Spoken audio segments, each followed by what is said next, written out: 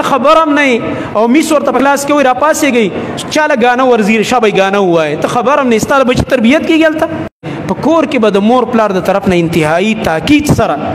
انتهایی په ذمہ داری سره دا به د هغې په ذمہ دارو کې شامل و د بچي تربیت به کوو اوس موږ بس سکول هم لېږلی دی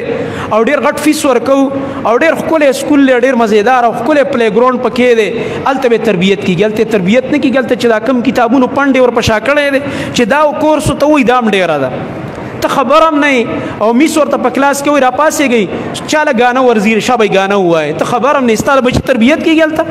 ته خبر هم نه او استاد ورته وایي را پاسېږئ چاله ډانس ورزي ډانس وکوي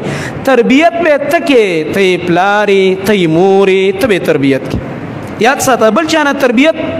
ته به مه کوه چې بل څوک به تربیت وکړي سوا د علماو نه یو علما دي چې هغه دا خیرخوا دي چې ستا د بچي صحیح تربیت کولی شي خو که د علماو نه غیر د بل چا مخې ته د بچی ولېږلو دا ته به مه کوه دا به زما د بچي صحیح تربیت وکړي ځکه عالم ورته قرآن او حدیث بیانوي په قرآن او حدیث کې د مور پلار ډېر لوی مقام دی په قرآن او حدیث کې تقوا ده د ګناه او د جرمونو نه ځان بچ کول دي او د الله بندګي کول دي او ښه خویونه ځان کې راوستل دي نو که یو داسې ماحول ته لاړی چې دیني ماحول دی خو صحیح د تربیت به ښه وشي خو که چېرته تا صرف داسې ماحول ته لېږلی چې هلته صرف دنیوي تعلیم دی نو د هغې نه به دا تمه نه ساتي چې هلته به د ښه تربیت کېږي تربیت به ته کې او تپوس به الله رب العالمین ستا نه کوي چې دا مور او پلار دي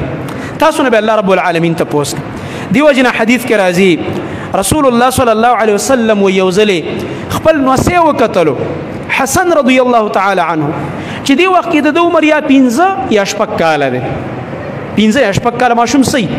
موږ وایو پرېږده یاره ماشوم دی چې څه خوښه یې هغه به کوي د الله نبي صلی الله علیه وسلم نه پرې ډانګي ګزار کوي نه ورته کنزل کوي او نه چې دی نور غلط الفاظ وایي خو تربیت وله ورکوي په دې وخت کې به ماشوم باندې اواز کوي چې وړوکی ماشوم دی دې وخت کې به پې اواز کوي